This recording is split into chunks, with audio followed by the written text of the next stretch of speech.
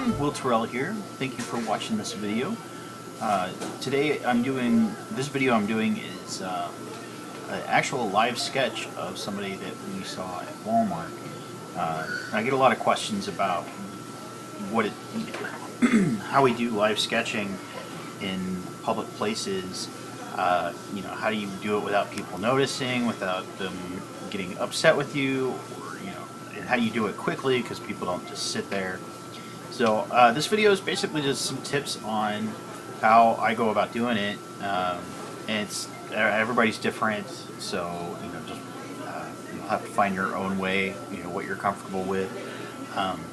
First of all, one thing a lot of people tell me is that when they start sketching people in public, or they try to, they get frustrated that it's not as easy as it looks, and it's perfectly natural. I mean, I've been sketching people in public for a long time, but I can never do more than one or two sketches in my sketchbook before I get frustrated and put it away and start working on go home and work on something else.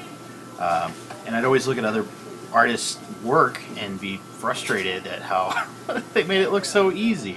But the truth is, it's just like anything. You have to get to where you can have fun doing it, and you're not doing it just to have a sketchbook or just to do a few sketches. You're doing it because you actually enjoy it. But the way that I was able to get there is I found a friend named Brandon Green. You can check out his work at egreenillustrator.blogspot.com, and I'll put a link in the notes for you. But before that, I had always drawn mostly by myself, and that's kind of, it's not as fun. It's really nice to have somebody else there that you're like, you look at their sketches and you're like, oh, that's awesome, I think I could do that. And so you kind of push each other to grow. And even better is when you can you can be witness to the wildlife together. In fact, when we're sketching at Walmart, we sketch at all places. We sketch at malls and restaurants and stuff. But Walmart's pretty much the best because you've got the people of Walmart, you've got the wildlife there. But we sit at the counters in the restaurant inside Walmart that face all the cash registers. And so when you see somebody with a fancy hat or suspenders or a crazy mustache or something like that, you can call out mustache line 2, or mullet. One guy, we actually saw a guy with a double mullet, which is pretty amazing. You call him out, double mullet line 1, and everybody draws the person on that line. So it becomes a fun little game, and you can figure out, Asian Danny DeVito, or you come up with little slogans and stuff to when you actually see the Asian Danny DeVito and it looks exactly like Asian Danny DeVito, you're like, oh my god! And yeah, so it's nice to have people to do it with. So the sketch I'm working on right now is basically a memory sketch. I only had about 20 seconds to see the guy. He was actually standing behind me, and we both picked him out as having the most amazing mustache in the world.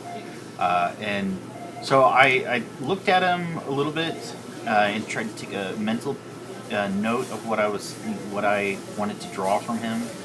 Number one was I wanted to capture the mustache, how it looked like it was blowing in the wind even though he was standing perfectly still inside. I wanted to capture the leatheriness of his neck, and I wanted to capture how his eyebrows seemed to be growing around his glasses. And so those were the three things I wanted to put into the drawing.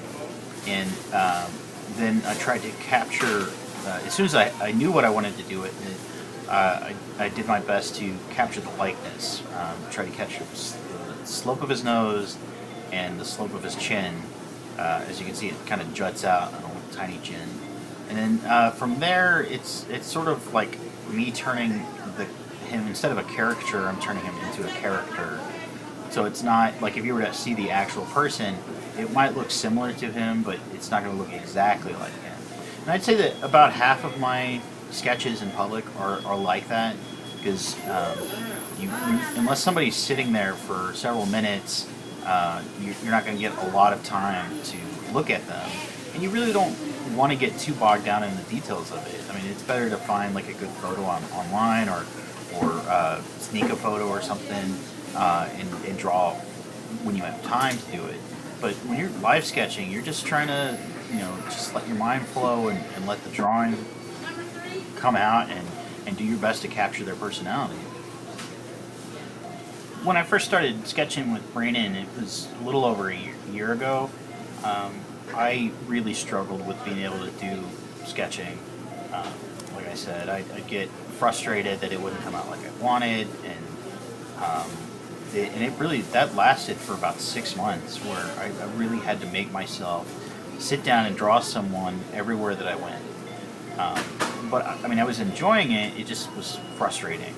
And then somewhere in that, after 6 months, it just clicked, and I started really, like, I needed to do it. Like, I was getting good likenesses. I was able to turn them more into characters, and people were starting to like my drawings more and notice them more. And so it was worth the struggle of going through it. And I'm really glad I had somebody to help me get through that. Where I wasn't just drawing; I was actually hanging out with somebody and having fun with it. And I've had that experience before. When I lived in California, in San Diego, I was fortunate to sketch with the sketch club out there with Court Jones and Steve Fishwick, and Steve Silver would come draw with us from time to time, and lots and lots of talented caricature artists from SeaWorld Park that I worked at, and I was there for one summer, and I learned a lot just from being around other artists and having the ritual of drawing every day. That was amazing. And so I've always tried to do it, but it's not been until recently that it flows like this. And I can honestly attribute that to repetition. This is my 4th sketchbook since I started live sketching regularly about a year ago. And it was somewhere in the middle of the 2nd sketchbook that things started to really click. So my biggest recommendation is just to be patient with yourself, and try and make it fun. Make it a game where you're not beating yourself up if it doesn't look like somebody. You're just trying to do lots of good drawings, and or lots of bad drawings even, and just get used to the ritual of drawing people and practicing, and developing your eye, and developing your photographic memory, where you can see something and picture it in your head and reproduce it onto the page. And that's the best way to go. I mean, you got to be patient with it, and look at the long run. Like, make it a goal to finish a whole sketchbook in 3 months or 2 months, or even faster than that, and you'll really start to see yourself grow leaps and bounds. Well, that's it for this video. I really appreciate everybody checking it out. I hope you got something out of it. I actually videotaped me coloring this one too, so I may post that one later on. I appreciate you watching the video. Thanks for checking it out. Also, thank you everyone for the comments and emails I've been getting. I really enjoy hearing what you think about it, about the videos, and that you're getting something out of it. I look forward to doing more, and thank you for the support. Keep smiling.